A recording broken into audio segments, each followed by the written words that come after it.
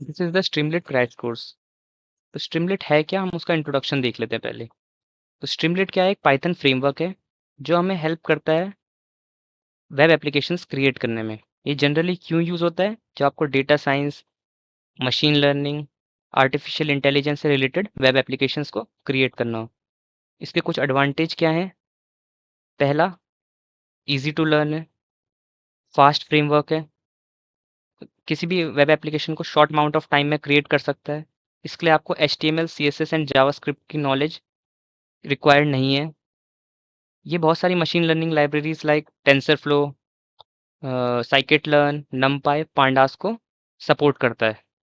अब जहाँ एडवांटेज है वहाँ डिसएडवांटेज भी होंगे। तो कुछ डिसएडवांटेज देख लेते हैं स्ट्रीमलीट के। पहला, आप अपने वेब ऐप को फुली कस्टमाइज नहीं कर सकते, कुछ लिमिटेड कस्टमाइजेशन ही कर सकते हो। ठीक है। सपोज आपके पास एक बटन है, आपको उस बटन पे कुछ इफेक्ट्स डालने की, ये ऐसे हो, जैसे मैं क्लिक करूं ये होवर करे, ये कलर हो, ग्लो हो, आप इतना कुछ नहीं डाल सकते। आपने एक बटन क्रिएट कर दिया, छोटी मोटी चीजें ही कर सकते हो उसके साथ। ठीक है। दूसरा, जब भी आप बड़े डेटा के साथ काम कर रहे हो, परफॉर्मेंस इश्यूज आएंगे स्ट्रीमलीट के साथ। तीसरा, कि अगर आप सिंगल पेज एप्लीकेशन कर यू बना रहे हो स्ट्रीमलीट से तो वेल एंड गुड, बट अगर आप मल्टी पेज एप्लीकेशन बना रहे हो तो आपको प्रॉब्लम फेस करनी पड़ सकती है स्ट्रीमलीट के साथ। प्रोडक्शन ग्रेड प्रोजेक्ट्स या प्रोडक्शन ग्रेड एप्लीकेशंस के लिए स्ट्रीमलीट का यूज़ प्रेफर नहीं किया जाता, क्योंकि अगर स्ट्रीमलीट से आपको प्रोडक्शन ग्रेड प्रोजेक्ट्स बनाने हैं, तो आपको बहुत सारे एडवांस टूल्स का यूज़ करना पड़ेगा, जो कि हमारे लिए फालतू में एक हेडेक होगा। तो इसके लिए हम दूसरे फ्रेमवर्क्स का यूज़ करते हैं, like flask and others. Okay.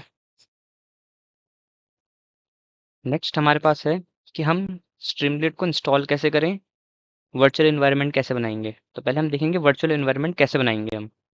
यहाँ पे मैंने एक फ़ोल्डर क्रिएट कर दिया स्ट्रीमलीट। इसके लिए एक प्री रिक्विसाइट है कि आपके पास VS कोड होना चाहिए।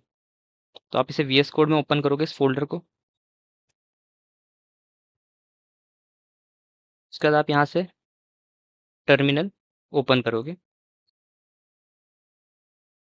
यहाँ से कमांड प्रॉम्प्ट सेलेक्ट करोगे।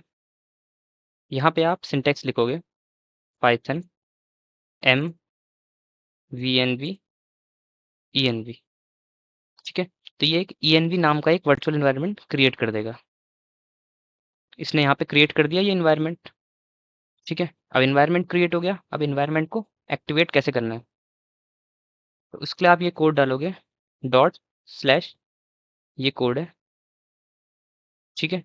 ये सिंटैक्स डालोगे तो इन्वायरमेंट एक्टिवेट हो गया। जब आपके आगे यहाँ पे ENV लिखा आ जाए तो सपोज ये वाला ENV इन्वायरमेंट एक्टिवेट हो चुका है। मैं हमने वर्चुअल इन्वायरमेंट क्यों क्रिएट किया, क्योंकि जो आपका अगर अगर आप वर्चुअल इन्वायरमेंट क्रिएट नहीं करोगे तो आप जो भी काम कर रहे होगे आप अपने बेस इन्वायरमेंट में कर रहे होगे। और बेस इन्वायरमेंट में अगर आप कोई भी पैकेजेस इंस्टॉल करते हो तो कभी कभी बहुत प्रॉब्लमैटिक हो सकते हैं। ठीक है। तो एक प्रिफर वे है कि आप हमेशा वर्चुअल इन्वायरमेंट क्रिएट करो।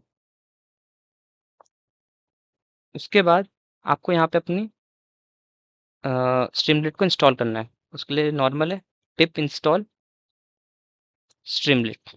लेटेस्ट वर्जन स्ट्रीमलेट का ही इंस्टॉल कर देगा।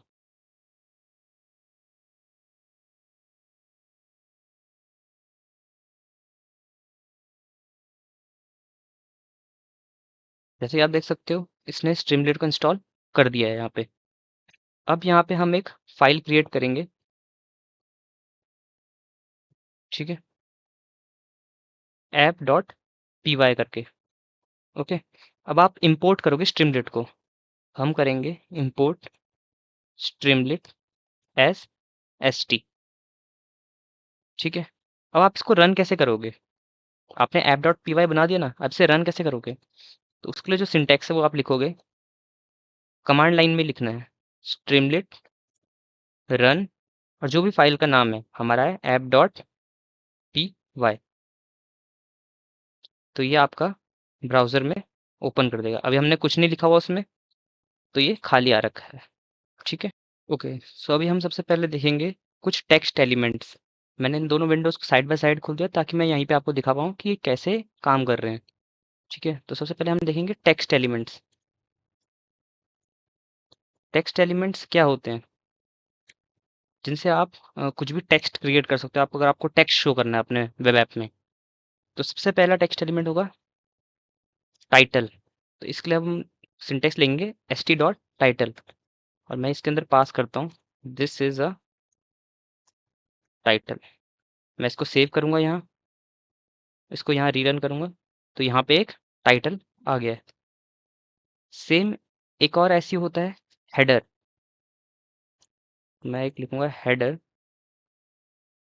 मैं इसको लिखता हूँ दिस इज अ हेडर। तो ये आपका एक हेडर हो गया है। ऐसे ही हमारे पास एक और होता है एक सब हेडर, st.सब header. This is a sub header. तो ये आपका सब हेडर होगा। आपको साइज में डिफरेंस पता चल रहा होगा, टाइटल सबसे बड़ा है, हेडर उससे छोटा है, सब हेडर उससे छोटा है। फिर अगला है st.text। जब आपको नॉर्मल टेक्स्ट लिखना हो अपने वेब में, दिस इज टेक्स्ट। ठीक है, ये होगा, ये 4 कॉमन टाइप्स हैं जो बहुत यूज होंगे। अब थोड़े और कुछ टाइप्स के हैं। अगला है हमारा मार्कडाउन। मार्कडाउन अगर आपने किसी में देखा होगा रीडमी फाइल्स, या फिर आपने देखा होगा जुपिटर नोटबुक का मार्कडाउन, उसी की तरह काम करता है। तो आप यहाँ पे देख सकते हो टेक्स्ट और मार्कडाउन में फ़र्क। ठीक है, ऐसी एक और है, सपोज़ आपको आपका कोई जेसन फाइल का कोई फॉर्मेट है। मैं एक यहाँ पे जेसन फाइल क्रिएट कर लेता हूँ।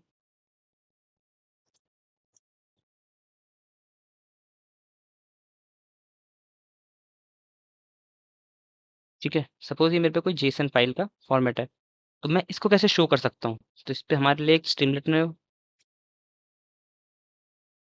st.json करके एक मेथड है। इसके अंदर मैं पास कर दूँगा, जिसके अंदर भी वो स्टोर्ड है, जेसन के अंदर स्टोर्ड है। तो यहाँ पे ऐसे करके इसने शो कर दिया जेसन फॉर्मेट को। यहाँ पे आपको ये कॉपी करने का ऑप्शन देगा, इसको करोगे तो कॉपी कर देगा उसे। सपोज़ आपको अपना एक कोड शो करना है अपने वेब ऐप में, कोई कोड शो करना है। सपोज़ ये मेरा कोड है, मैं इसे एक मल्टी लाइन स्ट्रिंग के अंदर पास करूँगा इस कोड को। ठीक है, सपोज़ उस कोड में शायद सपोज़ पाइथन का कोड है ये, किसी भी लैंग्वेज का हो सकता है, बट अभी हम देख रहे हैं कि पाइथन का है ये। हमने एक फंक्शन क्रिएट किया है जो कि क्या करता है, प्रिंट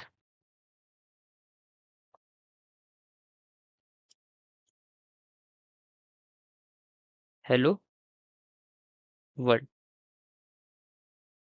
ठीक है, ये हमारे पास कोड है। अब इस कोड को कैसे शो कर सकते हैं हम?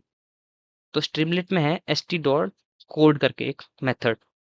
इसके अंदर आपको पास करना है जिस भी वेरिएबल में कोड स्टोर है, हमारा कोड के अंदर स्टोर है।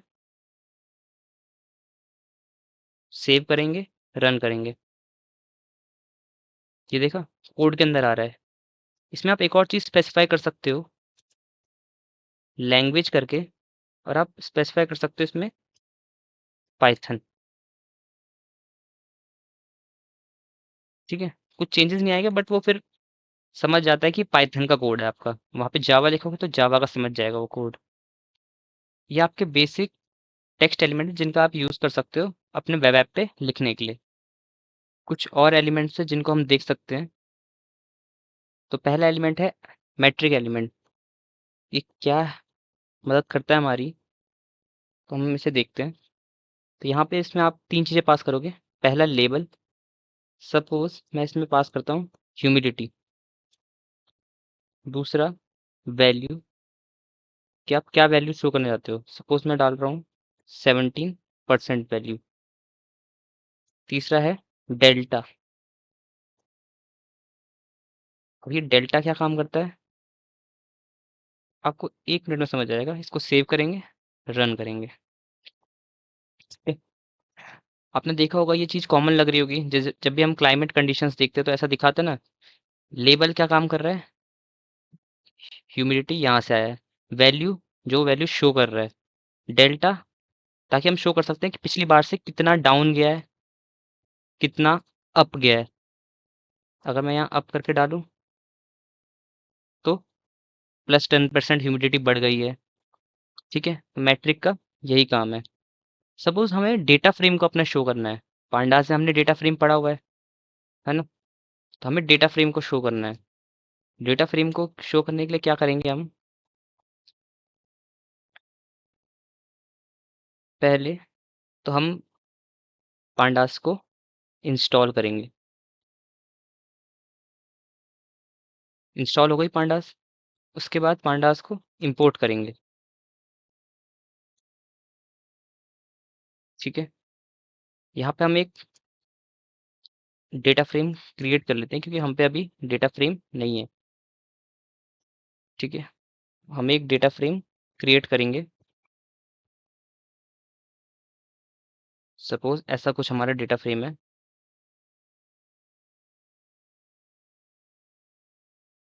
ए और बी करके हमारे पास 2 कॉलम है और ये हमारे उसके अंदर वैल्यूज है।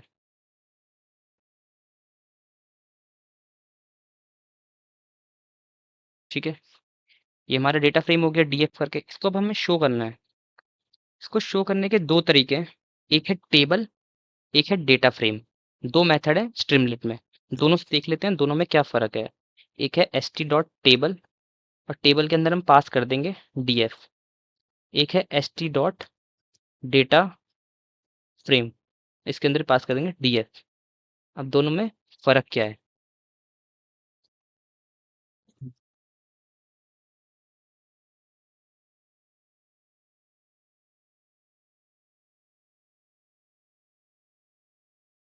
ठीक है, तो ये है ऊपर वाला टेबल से आया है, नीचे वाला डेटा फ्रेम से आया है। टेबल में क्या है? इसको एक टेबल फॉर्मेट में दे दिया इसने। अब आप बोलोगे कि ये भी तो एकदम टेबल फॉर्मेट में ही लग रहा है, बट इसमें एक फ़र्क है। अगर मैं इसको शॉर्ट करना चाहूँ तो मैं शॉर्ट कर सकता हूँ। ठीक है, यहाँ पे मैं शॉर्ट कर सकता हूँ वैल्यूज़ को असेंडिंग या डिसेंडिंग के हिसाब से। ठीक है, तो ये फ़र्क है टेबल और डेटा फ्रेम में। यहाँ पे मैं कुछ शॉर्ट नहीं कर सकता। यहाँ पे एक एज अ फिक्स्ड है, जो भी आपका डेटा फ्रेम फिक्स्ड है वही शो करेगा। बट यहाँ पे मैं उसको चेंज कर सकता हूँ कि मेरे को असेंडिंग में चाहिए, डिसेंडिंग में चाहिए, कॉलम वाइज। ये पहला वाला आपका इंडेक्स है और इसमें आप इनका शेप भी चेंज कर सकते हो, कॉलम्स का शेप एंड साइज। ठीक है, तो कुछ मॉडिफिकेशन होते हैं डेटा फ्रेम के अंदर। तो अब हम देखेंगे मीडिया एलिमेंट्स को कैसे शो कर सकते हैं हम अपने वेब ऐप में। ठीक है, इसको सेव करते हैं ताकि क्लियर रहे। ठीक है, यहाँ पे मेरे पे 3 एलिमेंट्स हो गए। एक मेरे पे इमेज है, एक ऑडियो है, एक वीडियो है। ठीक है, अब तीनों के लिए क्या क्या होते हैं? पहले इमेज के लिए st.image, और यहाँ पे इमेज का नाम पास करेंगे जो कि है मेरे पे car.jpg। सेव करूँगा, रन करूँगा। ठीक है, इमेज आ गई। सेम ऑडियो के लिए क्या करेंगे? st.audio, और जो भी ऑडियो का नाम है, तो ऑडियो का नाम है सैम्पल ऑडियो .mp3।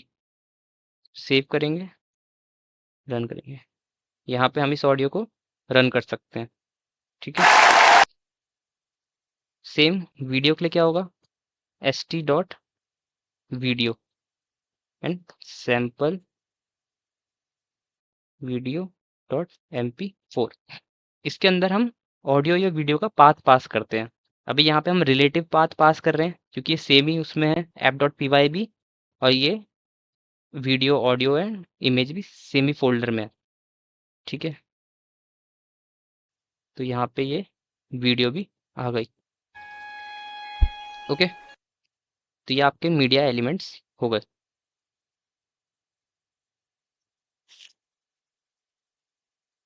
अब हमारे पास कुछ और एलिमेंट है। एक हमारे पास है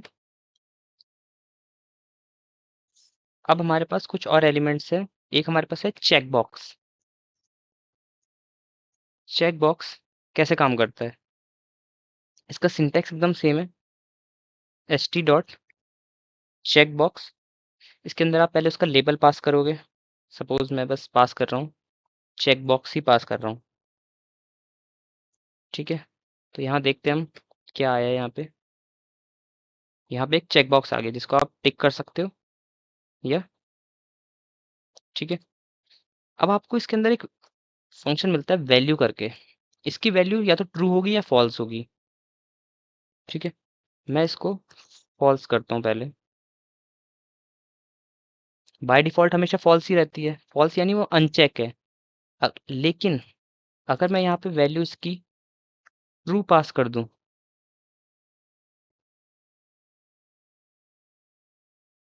तो क्या होगा?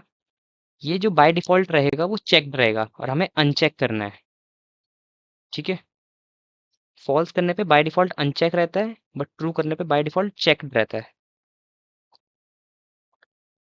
सपोज़ मैं चाहता हूँ कि जब भी कोई इसको चेक करे, कोई फंक्शन कॉल हो जाए हमारा। सपोज़ मैंने यहाँ पे एक फंक्शन बनाया है, माय फंक्शन करके एक फंक्शन बनाया है, जो कि क्या प्रिंट करता है? Hello world. ठीक है? यहाँ पे एक और हमारे पास एक पैरामीटर होगा, ऑन चेंज। ऑन चेंज में क्या कौन सा फंक्शन कॉल हो जाए, उस फंक्शन का नाम डाल देंगे, माय फंक्शन। ठीक है, अब ये काम कैसे कर रहा है? इसे रन करते हैं। बाय डिफ़ॉल्ट ये चेक्ड है। अगर जैसे हम इसे अनचेक कर रहे हैं, हमने इसे अनचेक किया, यहाँ पे देखना टर्मिनल में हेलो वर्ल्ड प्रिंट हो गया। वापस चेक करूँगा, हेलो वर्ल्ड प्रिंट हो गया। अनचेक करूँगा, हेलो वर्ल्ड प्रिंट हो गया। कि मतलब इसका मतलब है जब भी हम कुछ चेंज कर रहे हैं इस चेक बॉक्स में, तो ये फंक्शन कॉल हो जाए। अभी तो हमने एक बेसिक सा फंक्शन रखा है कि हेलो वर्ल्ड कर दे, बट हम कॉम्प्लिकेटेड फंक्शंस भी डाल सकते हैं कि ये हो करने पे ये हो जाए, जैसे इसे कोई चेक करे तो ये हो जाए। ठीक है, ये बस दिखाने के लिए किया है कि कैसे काम करता है ये। इसको हम और अच्छे से अगर समझना है तो इसको हम ऐसे देख सकते हैं। सपोज मैं इस चेक बॉक्स को एक वेरिएबल के अंदर पास करता हूँ। चेक करके एक वेरिएबल है, इसके अंदर पास कर दिया मैंने इस फंक्शन को। ठीक है, और मैं चाहता हूँ कि जब इफ चेक अगर चेक जब क्लिक होता है, बाय डिफ़ॉल्ट मैं इसे फॉल्स रखता हूँ। ठीक है, इसे फॉल्स रखते हैं। जब ये चेक होता है तो ये हमने पढ़ा था ना, एस टी डॉट, मैं चाहता हूँ यहाँ पे आ जाए S T dot right checked, और else S T dot right not check. ठीक है, अब इसको देखते हैं कैसे काम कर रहा है।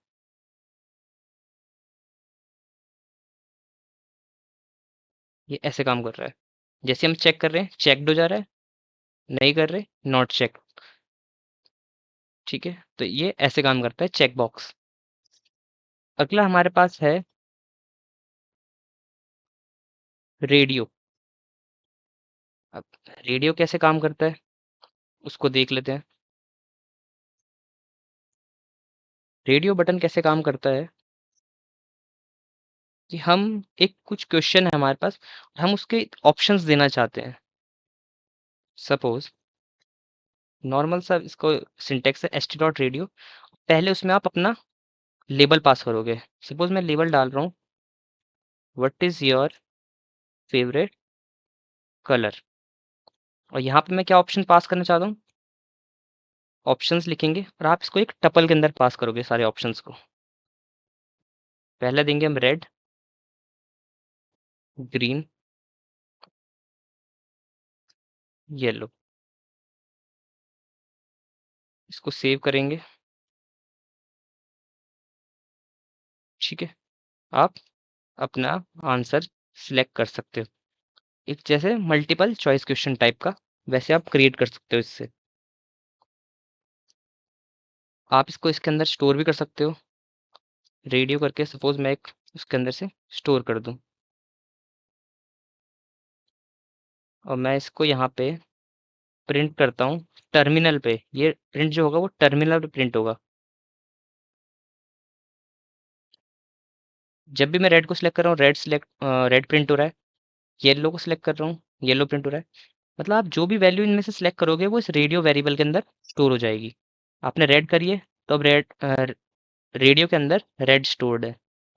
आपने ग्रीन किया है तो रेडियो के अंदर ग्रीन स्टोर्ड है। ठीक है, तो ये ऐसे काम करता है आपका रेडियो बटन।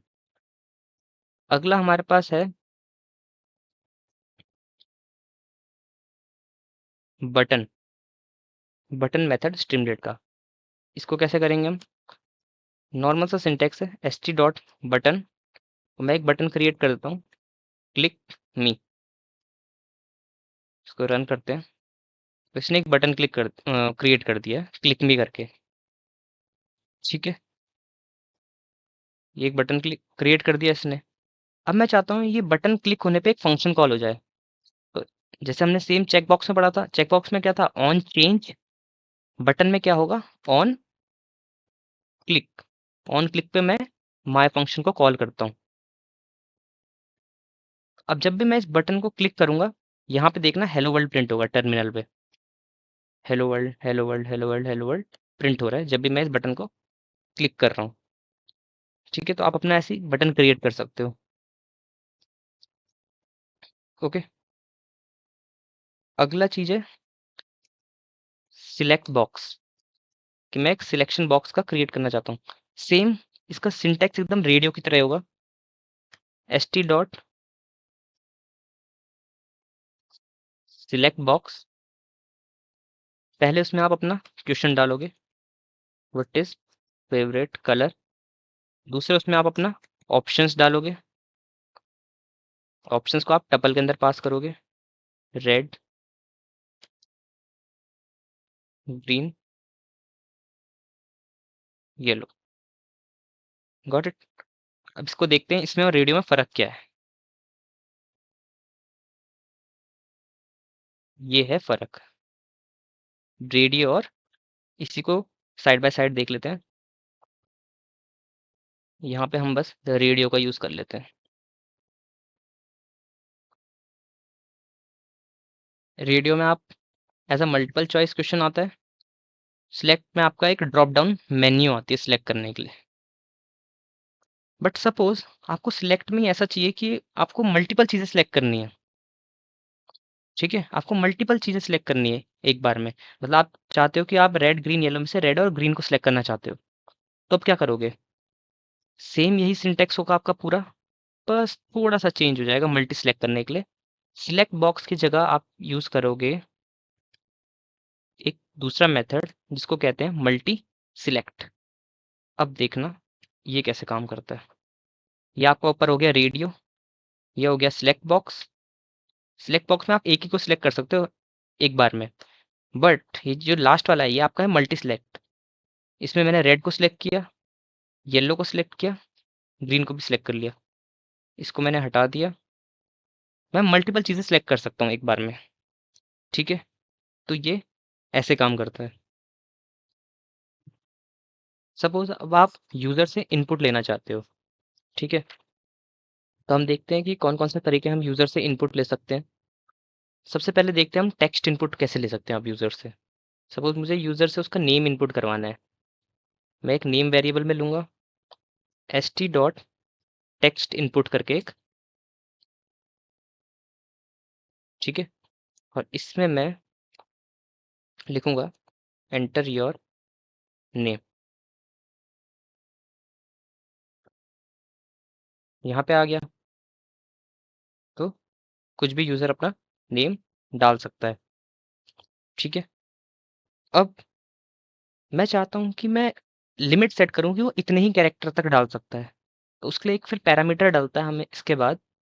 यहाँ पे आप कॉमा से सेपरेट करोगे इसे और यहाँ पे डालोगे आप मैक्स कैरेक्टर्स, मैक्स कैर्स। और मैं चाहता हूँ 50 कैरेक्टर तक डाल पाए बस अपना नाम। सेव करूँगा। अब देखो यहाँ पे एक लिमिट आ चुकी है 0/50। तो मैं अगर कुछ भी नाम लिख रहा हूँ अपना,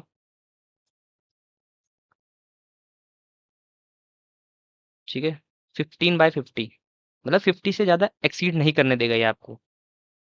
ठीक है, ये तो हो गया जो आपको एक सिंगल या छोटा सा इनपुट लेना हो। बट अगर आपको सपोज बहुत बड़ा इनपुट लेना है, सपोज कोई डिस्क्रिप्शन चाहिए आपको, जैसे हमने यूट्यूब में पढ़ा, एक यूट्यूब में जब आप कोई वीडियो देखते हो आप, तो एक होता है टाइटल वीडियो का, एक होता है वीडियो के नीचे डिस्क्रिप्शन। डिस्क्रिप्शन जनरली बड़ा होता है टाइटल से हमेशा। तो इसको आप ऐसे कंसिडर कर सकते हो कि जो टेक्स्ट इनपुट है ये आपका टाइटल की तरह काम करता है। और जो अगला है हमारे पास, इसको मैं एक वेरिएबल करता हूँ स्टोर, डिस्क्रिप्शन, वो है टेक्स्ट एरिया। टेक्स्ट एरिया में आप खुद ही आप फर्क देख पाओगे यहाँ पे। डिस्क्रिप्शन का आपको बॉक्स बहुत बड़ा लग रहा होगा, और जो कि एक्सपैंड भी हो सकता है। तो इसमें लाइक आप कितनी भी बड़ी समरी लिख सकते हो, कितनी भी बड़ी। ठीक है, अगर इसमें आप कुछ लिखते रहोगे यहाँ पे, एक टाइम के बाद देखा, जैसे अगर एक्सीड हो जाएगा कैरेक्टर, सपोज अगर मैं यहाँ लिमिट नहीं लगाता, तो ये एक ही लाइन में इधर उधर आता रहता, तो कि जो कि दिखने में सही नहीं लगता, मेरे को पता भी नहीं चलता मैं क्या लिख रहा हूँ, है ना। तो टेक्स्ट एरिया तब यूज करते हैं जब आप पे बहुत ज्यादा है लिखने के लिए, अगर जो आपको इनपुट करवाना है यूजर से वो बहुत ज्यादा है, कैपेसिटी ज्यादा है जब, है ना। अगली चीज है, इन दोनों को हटाते हैं। सपोज मुझे यूजर से डेट इनपुट चाहिए, डेट में चाहिए मुझे इनपुट, तो उसके लिए मैं लिख सकता हूँ डेट इनपुट। और सपोज मुझे उसका डेट ऑफ बर्थ चाहिए, इसको सेव करते हैं, और इसको मैं किसी के अंदर स्टोर कर सकता हूँ कि डेट करके। ठीक है, जैसे इसको ओपन करेंगे ये एक कैलेंडर खोल देगा, तो यहाँ पे अब कोई भी यूजर कुछ भी डेट सेलेक्ट करेगा, वो इस डेट वेरिएबल के अंदर स्टोर हो जाएगा। ठीक है, आप उस डेट वेरिएबल के साथ कुछ भी कर सकते हो, लाइक अगर आपको प्रिंट करवाना है प्रिंट करवा सकते हो, टर्मिनल पे प्रिंट हो जाएगा वो। अगला है टाइम इनपुट। अगर मुझे टाइम में चाहिए इनपुट, तो मैं एक वेरिएबल बनाता हूँ और टाइम इनपुट का यूज़ करते हैं। यहाँ पे मैं लिखता हूँ एंटर टाइम। अब ये कैसे काम कर रहा है, डेट तो देख लिया हमने, अब यहाँ पे टाइम, यहाँ पे हम खुद का टाइम क्रिएट करके डाल सकते हैं।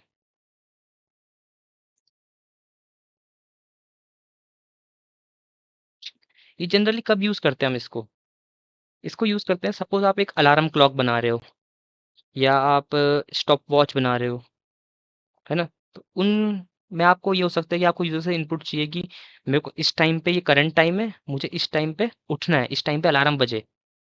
ठीक है, तो उसके लिए आपको इनपुट टाइम में चाहिए ना, कि आपको यूजर से पूछना है कि इतने बजे अलार्म बजाना है ना। अगली चीज है कि अगर आपको इनपुट स्लाइडर फॉर्मेट में चाहिए, स्लाइडर फॉर्मेट यानी हम यहाँ पे स्लाइडर करके एक वेरिएबल क्रिएट करते हैं, st.slider मेथड का यूज करेंगे, सॉरी, st.slider। स्लाइडर के अंदर आप पहले पास करोगे जो भी लेबल है, कुछ भी डाल सकते हो आप, यहाँ पे मैं स्लाइडर ही डाल रहा हूँ। दूसरी चीज़ है मिनिमम वैल्यू, स्लाइडर को स्टार्ट कहाँ से करना है आपको।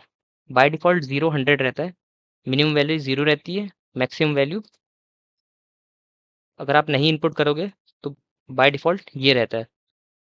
और एक अगला पैरामीटर है वैल्यू, कि जब वो स्लाइडर खुले तो वो डिफ़ॉल्ट में किस में रहे। मैं यहाँ 70 डालता हूँ, इसको सेव करते हैं, रन करते हैं। 0 मिनिमम वैल्यू, मैक्सिमम वैल्यू 100, और बाय डिफ़ॉल्ट वो किस पे रहे, 70 पे। आप इन वैल्यूज़ को चेंज कर सकते हो यहाँ पे। ठीक है, तो ये आप स्लाइडर फॉर्मेट में आप जो भी डालोगे इसमें वैल्यू, आप इसको ऐसे स्लाइड करके वैल्यूज़ चेंज कर सकते हो, मिनिमम मैक्सिमम वैल्यूज़ को चेंज कर सकते हो। अब अगला जो यूज़र इनपुट है, हमने बहुत सारे यूज़र इनपुट देख लिए।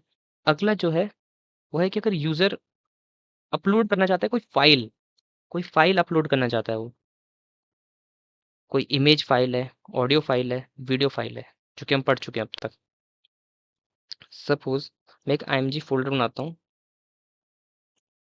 और फाइल अपलोडर का हम यूज़ करेंगे, जिससे हम यूज़र से इनपुट ले सकते हैं कि फाइल अपलोड में। पहले उसमें आप लेबल पास करोगे, तो मैं इसमें डालता हूँ प्लीज़ अपलोड एन इमेज। अगला पैरामीटर इसमें आप पास करोगे टाइप। टाइप को आप एक लिस्ट के अंदर पास करोगे। इमेज कितने-कितने टाइप की हो सकती है, अगर आपको पीएनजी डालोगे यहाँ, तो सिर्फ पीएनजी फाइल्स को ही एक्सेप्ट करेगा वो। अगर भले ही वो इमेज है, बट अगर वो जेपीजी फॉर्मेट में है इमेज, तो वो उसे एक्सेप्ट नहीं करेगा। बोलेगा कि पीएनजी फॉर्मेट में ही चाहिए मुझे। ठीक है? तो यहाँ पे हम स्पेसिफाई कर देंगे जेपीजीबी और जेपीईजीबी। तो ये आपने टाइप स्पेसिफाई कर दी है। अब अगर मैं यहाँ पे रन करूँ, तो आप ब्राउज़ कर सकते हो फाइल, या आप ड्रैग एंड ड्रॉप भी कर सकते हो फाइल को। जो भी आप इमेज अपलोड करोगे, वो इस वेरिएबल में स्टोर हो जाएगी इमेज नाम के। अगर आपको उसको शो करना है उस इमेज को, तो हम ऐसे कर सकते हैं।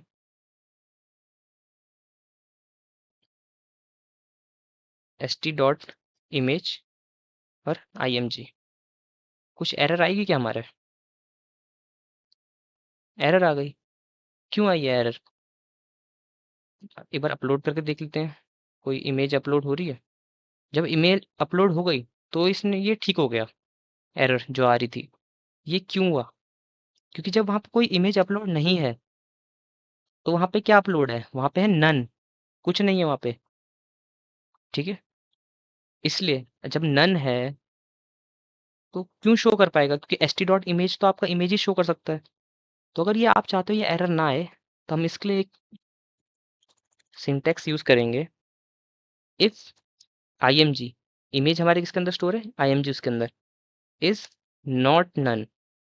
जब वो नन नहीं है, तभी वो इमेज को शो करे, अदरवाइज ना करे शो। अब ये एरर हमारी फिक्स हो जाएगी। ठीक है? अब जब हमारे पास इमेज है, तभी वो शो कर रहा है। अगर इमेज हटा दूं, तो एरर नहीं दिखा रहा वो। ठीक है? इसकी वजह से ये आपका एरर चले जाती है। सेम आप ऑडियो के लिए कर सकते हो, सेम आप वीडियो के लिए कर सकते हो। यहाँ पे आपको टाइप चेंज करना है। ठीक है? ऑडियो के लिए आप MP3 करोगे, वीडियो के लिए आप AVI, MP4। ठीक है? और यहाँ पे st डॉट इमेज की जगह आपको ऑडियो या वीडियो करनी पड़ेगी, अगर शो करवाना है उसे। सो अपना नेक्स्ट टॉपिक होगा call back function. Call back function क्या होते हैं? कॉल बैक फंक्शन जो कि हम ऑलरेडी पढ़ चुके हैं, चेक बॉक्स में पढ़ चुके हैं, यहाँ पर एस डॉट बटन में पढ़ चुके हैं। जो भी हम ये फंक्शन इशू करते हैं, कि जब भी ये बटन क्लिक हो, तो ये वाला फंक्शन एक्टिवेट हो जाए, इन्हीं को हम कॉल बैक फंक्शन बोलते हैं। ठीक है? इसमें कुछ यूनिक नहीं है, जब तक आप यूज़ कर रहे थे वही चीज़ है ये। अगली चीज़ है साइड बार। साइड बार क्या होता है? जैसे कि हमें नाम से पता चल रहा है साइड बार। तो ये साइड बार आएगा कहाँ, पहले बात ये देख लेते हैं। साइड बार आएगा आपके यहाँ, ये लेफ्ट कॉर्नर में। ठीक है? आपके स्ट्रीमली टाइप के लेफ्ट कॉर्नर में। ठीक है? इसको क्रिएट करने के लिए आप करोगे कैसे? st dot side bar. ठीक है? और आपको ये लगाना है, और उसके बाद जो आपने अब तक पढ़ चुके हो, टाइटल पढ़ चुके हो, सब हेडर पढ़ चुके हो, राइट पढ़ चुके हो, इनपुट करने का पढ़ चुके हो, बटन इनपुट करने का पढ़ चुके हो, उन्हीं को यूज़ करना है। आप साइड बार में बना सकते हो। कैसे? st dot side bar dot title. अगर मैं लिखूँ और इसके अंदर मैं लिख दूँ साइड बार, मैं इसको सेव करूँ और रन करूँ, तो इसने एक साइड बार क्रिएट कर दिया। अभी हम फुल स्क्रीन में नहीं है, इसलिए यहाँ पे एक उसकी मदद से आ रहा है ये। ठीक है? साइड बार आ गया। मैं यहाँ पे एक सब हेडर क्रिएट करना चाहता हूँ साइड बार में। st डॉट, लेकिन ये मैंडेटरी है कि आप st डॉट साइड बार लिखोगे, फिर एक डॉट लगा के सब हेडर। तो आप यहाँ पे एक लिख देते हैं हम सब हेडर। ठीक है? इसको रन करेंगे, यहाँ पे सब हेडर आ गया। सेम आप यहाँ पे एक वो भी क्रिएट कर सकते हो, st डॉट आप यहाँ पे एक फाइल अपलोडर, जो आप पढ़ चुके हो सब कुछ। ठीक है? जितना आप पढ़ चुके हो सब यूज़ कर सकते हो आप यहाँ पे। सॉरी, ये देखो मैंने फाइल अपलोडर लिख दिया, तो साइड बार के अंदर नहीं आया। बट अगर मैं ये साइड बार डॉट करके लिखूंगा इसे, अब देखना, ये साइड बार के अंदर आएगा ये। File uploader. तो ऐसे आप एक साइड बार क्रिएट कर सको ताकि आपकी मेन स्क्रीन और अच्छी दिखे, इंटरेक्टिव दिखे। ताकि आप यहाँ पे साइड बार में डालो, इसको फुल स्क्रीन में कैसे दिखेगा साइड बार हमारा? फुल स्क्रीन में ये रहा आपका साइड बार। ओके, ये है हमारे साइड बार का कॉन्सेप्ट। आप सारे फंक्शन यूज कर सकते हो जो भी आप अब तक पढ़ चुके हो। बस आपको S T dot side bar लगाना है उसके आगे। ठीक है, अगली चीज क्या होगी हमारे लिए? ग्राफ्स इन स्ट्रीमलेट। जैसे मैंने बताया, शुरुआत में बताया था इंट्रोडक्शन में, स्ट्रीमलेट बहुत सारी एमएल लाइब्रेरीज को सपोर्ट करता है, डेटा साइंस की लाइब्रेरीज को। तो ये मैटप्लॉटलिब, सीबॉन, इन सबको भी सपोर्ट करता है। अब आप ग्राफ कैसे दिखा सकते हो अपने ऐप के अंदर, स्ट्रीमलेट ऐप के अंदर? इसको रन करने के लिए आप क्या करोगे? सपोज पहले हम एक कुछ लाइब्रेरीज है उनको इंपोर्ट कर लेते हैं। एंड इंपोर्ट,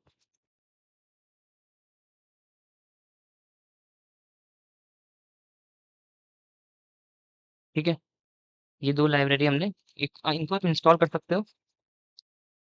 आपको अपने इसमें जाना है और यहाँ पे डालना है पिप इंस्टॉल सीएमडी में, पिप इंस्टॉल numpy, पिप इंस्टॉल मैटप्लॉटलिब। मेरा पहले से ही ऑलरेडी से इंस्टॉल्ड है, इसलिए मैं वापस इंस्टॉल नहीं कर रहा हूँ इन्हें।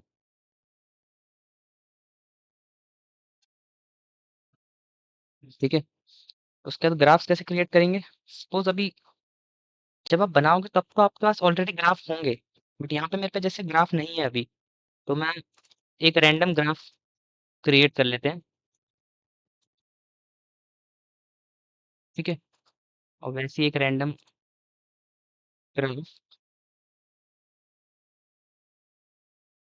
ठीक है, ये हमने एक्स एंड वाई क्रिएट कर लिए एक रैंडम ग्राफ के। ठीक है, यहाँ पे हम जैसे आपने मैटप्लॉटलिब में पढ़ा ही होगा पूरा, ये सब मैटप्लॉटलिब की सिंटेक्स वगैरह है। ठीक है, इनका स्ट्रीमलीट से कुछ लेना देना नहीं है, ये मैटप्लॉटलिब के अंदर आते हैं। और हमने इसे ईएलटी डॉट प्लॉट किया एक्स कॉमा वाई। कुछ चेंजेस आए क्या? एरर दिख, नो मॉड्यूल नेम मैटप्लॉटलिब। क्यों? क्योंकि हमने इसे इंस्टॉल नहीं किया है।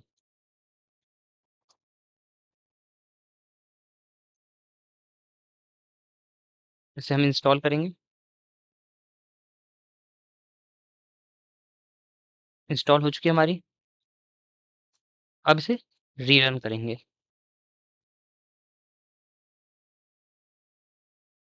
ग्राफ तो शो हो ही नहीं रहा हमारा।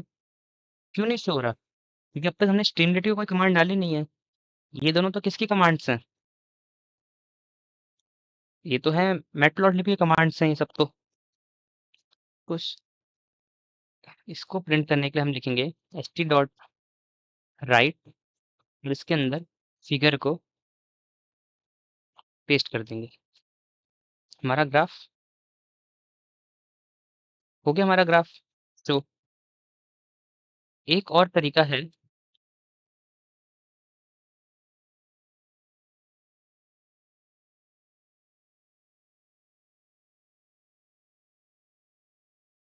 एक आप एस टी डॉट राइट से कर सकते हो या आप एस टी डॉट पाई प्लॉट भी यूज कर सकते हो। दोनों से सेम ही चीज होगी, बट प्रेफर किया जाएगा अगर आप स्पेसिफिकली वो ग्राफ ही है तो पाई प्लॉट का यूज करो। ठीक है,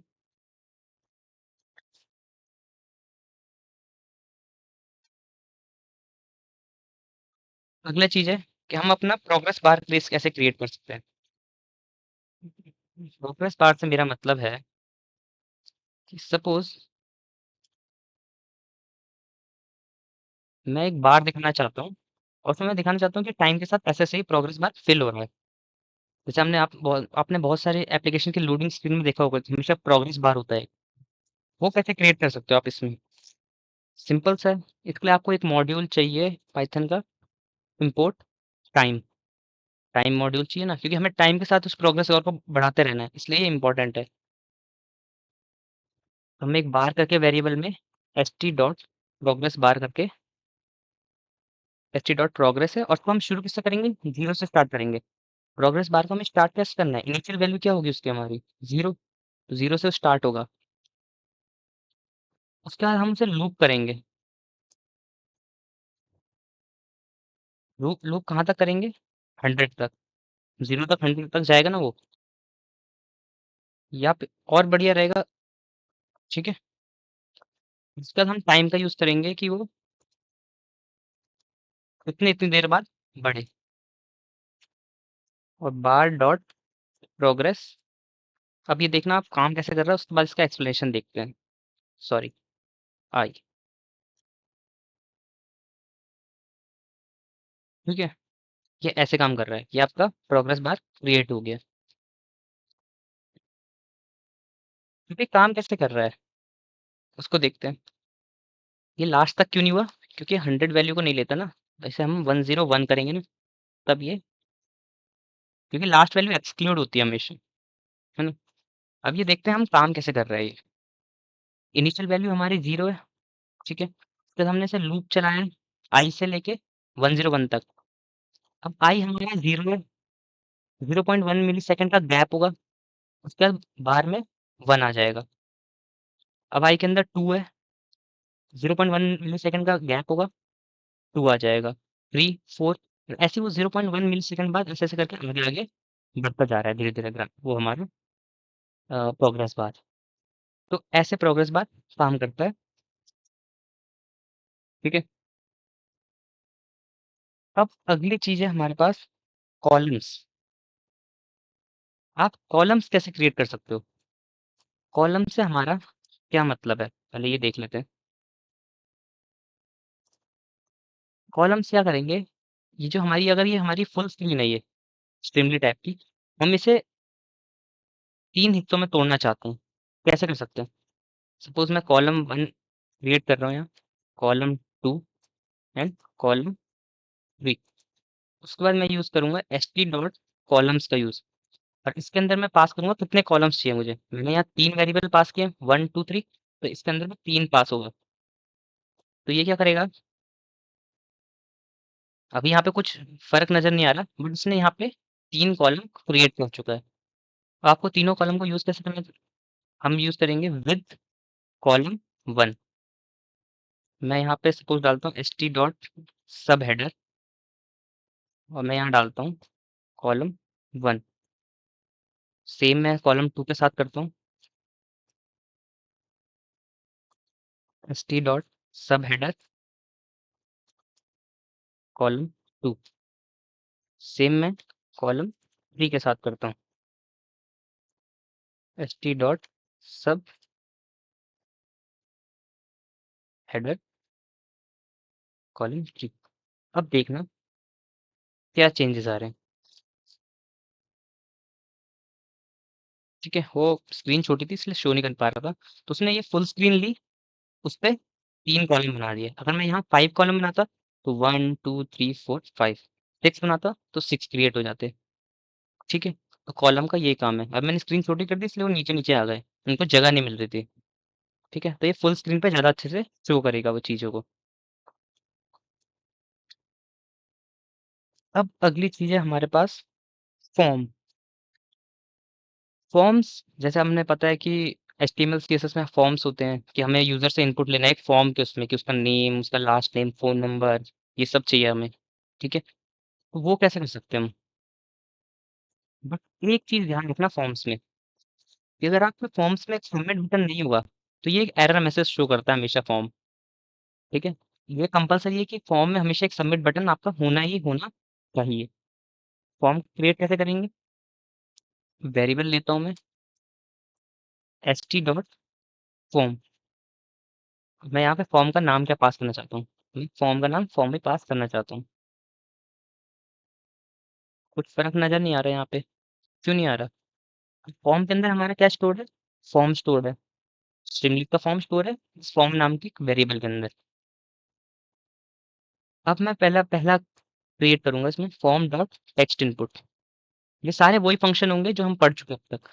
टेक्स्ट इनपुट, मैं मान लेता हूँ उससे एंटर नेम। ठीक है। Form dot form dot text, sorry, text area ले लेते हैं, एरिया भी हम पढ़ चुके हैं। Enter description. अब देखते हैं ये कैसा शो हो रहा है यहाँ पे। एंटर नेम आया, एंटर डिस्क्रिप्शन आया। मैंने क्या बताया था, फॉर्म में कंपलसरी है कि एक सबमिट बटन होना चाहिए, वरना ये आपको एरर शो कर देगा ये। इसको हटाने के लिए क्या करेंगे हम, ये हमें बता भी रहा है कि आपको एक फॉर्म सबमिट बटन क्रिएट करना है। अब हमारा फॉर्म फॉर्म वेरिएबल में स्टोर है, फॉर्म नाम के वेरिएबल के अंदर ही हमारा फॉर्म स्टोर है। Form dot form submit button, इसको बनाते हैं हम सबमिट करके। अब एरर हट जाएगी। सबमिट नाम का बटन आ गया ना, जैसे सबमिट बटन हमने क्रिएट कर दिया, ये फॉर्म सबमिट बटन नाम के आप मेथड से फॉर्म का बटन क्रिएट कर सकते हो। जैसे ही आपने फॉर्म का बटन बना दिया, एरर आपकी जा चुकी है। अब हम एक एग्जांपल लेते हैं, थोड़ा एडवांस एग्जांपल लेते हैं, जिसमें आपका फॉर्म्स क्लियर हो जाएगा टॉपिक, कॉलम्स नाम का एक टॉपिक क्लियर हो जाएगा। तीन और टॉपिक है हमारे पास, S T dot success, S T dot warning, S T dot error. अब ये तीनों चीजें क्या है, एक एग्जांपल से क्लियर होगा सब। ठीक है, तो पहले हम कोड लिख लेते हैं, पहले एक फॉर्म क्रिएट करते हैं, एस टी डॉट फॉर्म करके विद से भी हम क्रिएट कर सकते हैं फॉर्म का नाम। अब हम इस फॉर्म के अंदर आ चुके हैं। ठीक है,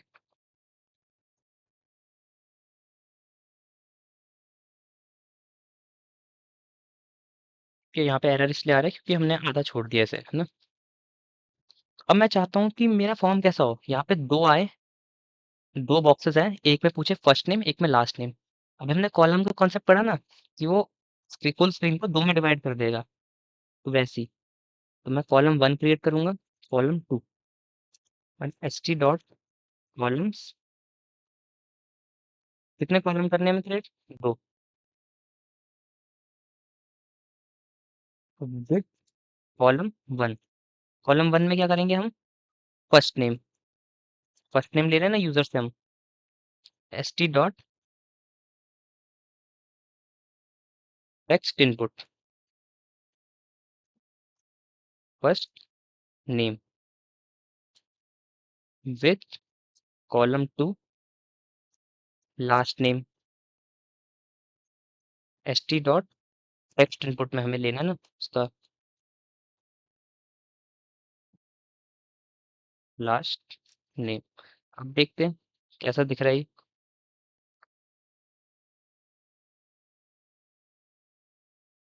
आई थिंक कुछ एरर आ गई है,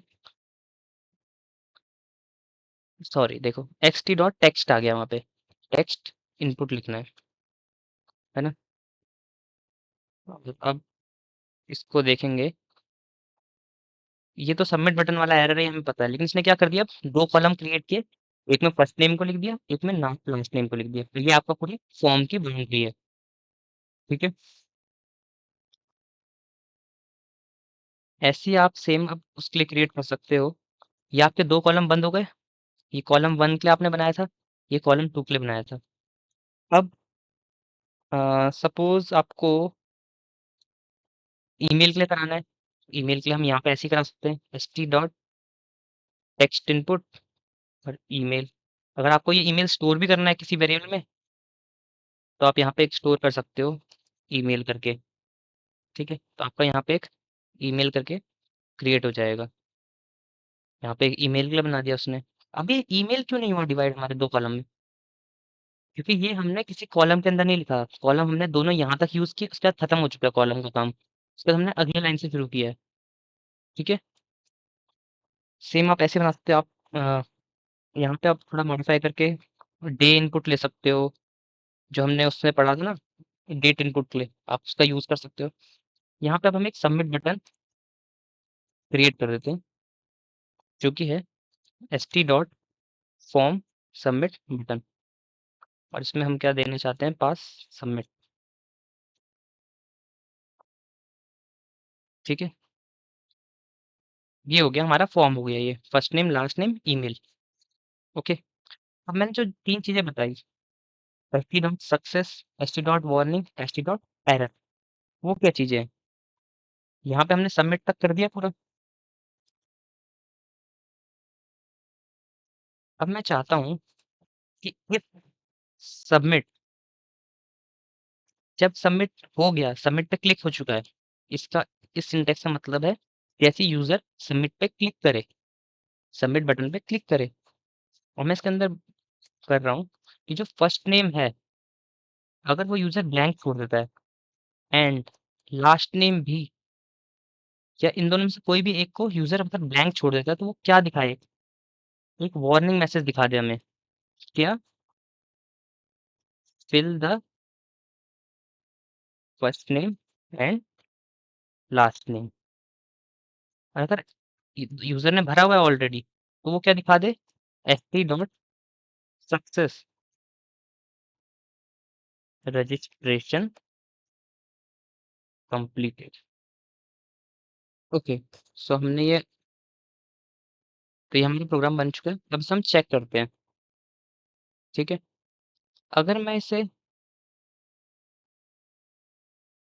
अगर मैं ऐसे ही खाली है और मैं इसे सबमिट कर दूं, तो ये हमें एक वार्निंग मैसेज देगा कि fill the first name and last name. But अगर मैं इसे सारा फिल करके भेजूं, तो ये हमें एक सक्सेस मैसेज देगा, रजिस्ट्रेशन कंप्लीटेड। सेम अगर मैं इस वार्निंग की जगह एरर मैसेज दे दूं, तो क्या होगा? तो ये होगा, इस बार रेड कलर में आएगा। वार्निंग आती है येलो कलर में, एरर आती है रेड कलर में, सक्सेस आता है ग्रीन कलर में। सो नेक्स्ट टॉपिक होगा हमारा सेशन स्टेट्स। ये बहुत ही इंपॉर्टेंट टॉपिक है, क्योंकि स्ट्रीमलीट में है कि लाइक जब भी आप कोई भी बटन क्लिक करते हो ना, स्ट्रीमलीट का पूरा स्क्रिप्ट रिफ्रेश होता है, पूरा पेज रिफ्रेश होता है, चाहे आप एक सिंगल बटन ही क्लिक कर रहे हो। जो कि बहुत बड़ी प्रॉब्लम हो सकती है जब हम लाइक यूज़र से इनपुट ले रहे हैं फॉर्म में। ठीक है, ये बहुत बड़ी दिक्कत हो सकती है। अब ये कैसे हो रही है दिक्कत? एक बार मैं आपको एक प्रोग्राम बना के दिखाता हूँ, बिना सेशन स्टेट्स के और सेशन स्टेट्स के। ठीक है, पहले एक बार बिना सेशन स्टेट्स के देखते हैं तो कैसा, क्या एरर आ रही है हमारे लिए, क्या प्रॉब्लम हो रही है हम फेस कर रहे हैं जो। सपोज हम पे एक काउंटर वेरिएबल है।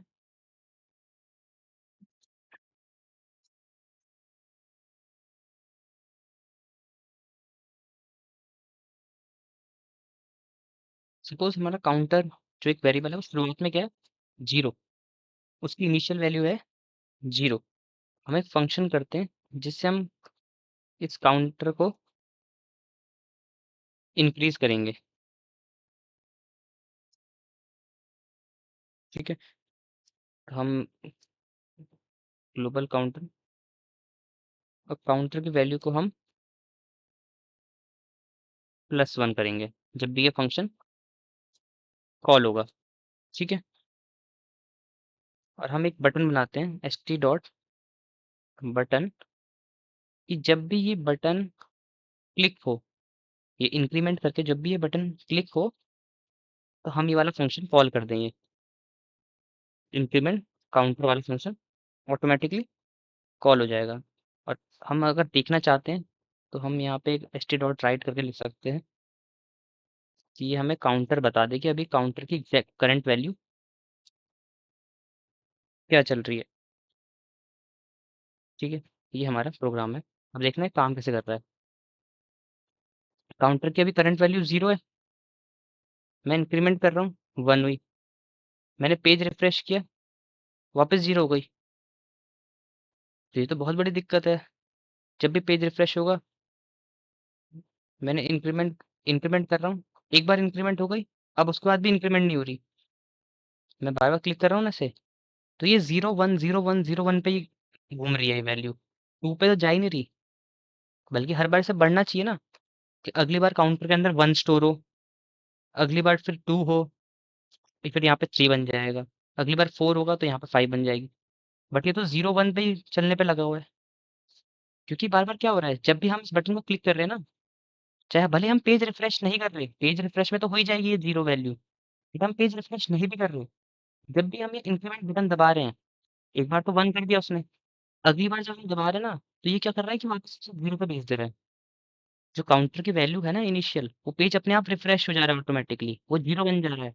तभी वो उसी लूप में फँस चुका है 0 1। अगली बार रिफ्रेश हम बटन दबा रहे हैं 0 1, वो लूप में फँस चुका है। तो यहाँ पे हमारे सेशन स्टेट्स काम आते हैं। सेशन स्टेट्स हमारी कैसे मदद करेंगे? अभी हमने यहाँ पे नॉर्मल करके एक नॉर्मली एक यहाँ पे काउंटर करके लिखा था। तो अब हम सेशन स्टेट्स की हेल्प लेंगे कि अगर काउंटर अब हम सेशन स्टेट्स की हेल्प लेंगे। देखना अब कैसे होता है। इसी में मैं मॉडिफाई करूँगा। If counter not in st dot session state और st dot session state dot counter equal to 0। ठीक है, हमने सेशन स्टेट्स क्रिएट कर दी यहाँ पे। ठीक है, अब सेशन स्टेट के अंदर हमने काउंटर वेरिएबल क्रिएट किया है 0 करके, उसकी इनिशियलाइज कर दी हमने वैल्यू 0। यहाँ पे हमारा जो इंक्रीमेंट वाला है ग्लोबल, इसमें अब ग्लोबल की जरूरत नहीं है क्योंकि अब सेशन स्टेट के अंदर ही हमारा काउंटर स्टोर है। तो अब हम क्या कर सकते हैं इसको st dot session state dot counter equal to st dot session state dot counter +1। ठीक है, अब ये बन चुका है हमारा वेरिएबल का नाम st dot session state dot counter. पहले हम नॉर्मली नॉर्मल वेरिएबल का यूज कर रहे थे काउंटर का, अब हम सेशन स्टेट वेरिएबल का यूज करेंगे।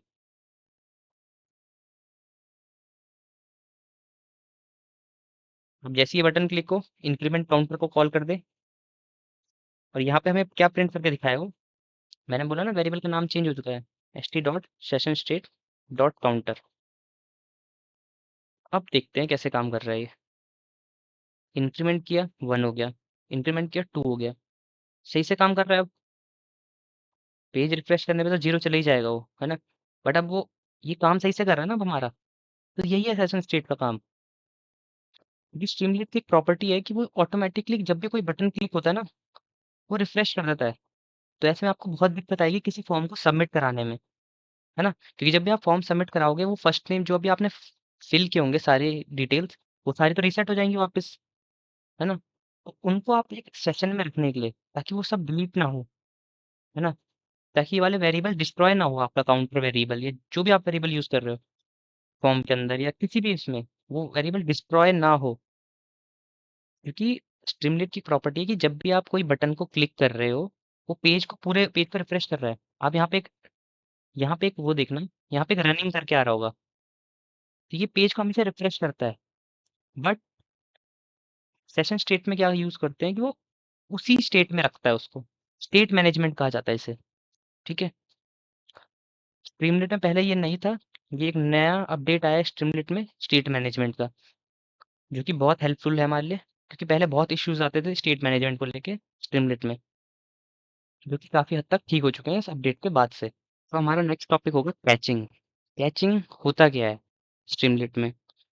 सपोज़ आप एक बहुत हेवी कंप्यूटेशनल ऑपरेशन कर रहे हो, बहुत हेवी ऑपरेशन है वो, ठीक है? तो उसमें क्या होगा कि बहुत टाइम लगेगा क्योंकि वो बहुत सारी आपकी रैम यूज़ करेगा, मेमोरी यूज़ करेगा, है ना? तो इसमें हमारी कैचिंग बहुत हेल्प कर सकता है क्योंकि वो क्या करता है, जैसे कोई बहुत बड़ा ऑपरेशन कर रहे हो आप, उसका जो भी रिज़ल्ट है ना, वो अपने अंदर स्टोर कर लेता है ताकि वही प्रोग्राम अगर बार-बार रीरन हो ना, तो वो उस प्रोग्राम को बार-बार उस रिज़ल्ट को ना लाना पड़े। वो सीधा कैच से उस कैच एक क्या होती है, एक मान लो टेम्परेरी मेमोरी होती है। उससे उस मेमोरी को एक्सट्रैक्ट कर लेगा उस आंसर को, बार-बार रीरन करने की ज़रूरत नहीं है क्योंकि उसने पहले एक बार आंसर निकाल चुका है ऑलरेडी वो। तो वहीं से उस कैच के अंदर से मेमोरी को एक्सट्रैक्ट करेगा, प्रिंट कर देगा। तो हमारा टाइम बहुत काफ़ी बचेगा इससे, ठीक है? तो ये कैसे काम करती है? यहाँ पे मैं एक एग्ज़ाम्पल दिखा रहा हूँ पहले। पहले मैं विदाउट कैचिंग दिखा रहा हूँ कि विदाउट कैचिंग कैसे, ठीक है? तो सपोज़ ये हमारे पास जो मैं बोल रहा हूँ ना, हमारा बहुत ही जो भी बड़ा-सा ऑपरेशन है, इसे ले लेते हैं कि ये हमारे कोई बड़ा-सा ऑपरेशन है ये, इस फंक्शन के अंदर। फिर मैं उसका टाइम रिकॉर्ड करूँगा कि विदाउट कैचिंग इस ऑपरेशन को होने में कितना टाइम लग रहा है, ठीक है? बस समझना है कि कैचिंग काम कैसे कर रही है, ठीक है? ये रन हो रहा है, देखिए कितना टाइम लगता है, ठीक है? तो ये हमें लगा है इतना टाइम 5.5 001 सेकंड्स। अब कैचिंग कैसे करेंगे? जो भी आपका फंक्शन है ना, @st.catch डेटा, बस इतना करना है। जो भी फंक्शन को आपको कैच करना है, जिस भी फंक्शन का डेटा को कैच करना है, ये लिख दिया, सेव करा। अब मैं रन करूँगा। ये टाइम डिफरेंस देख रहे हो? आसमान पाताल का फ़र्क है। 5 सेकंड्स और 0.001 सेकंड्स। तो यही है कैचिंग का काम, कि आपका परफॉर्मेंस बढ़ा देगा, मेमोरी एफिशिएंट बना देगा आपके ऐप को, ठीक है? तो इसलिए ये बहुत हेल्पफुल है हमारे, जब भी हमारे पास बहुत बड़ा डेटा हो, तो बहुत हेवी ऑपरेशंस हो, ठीक है?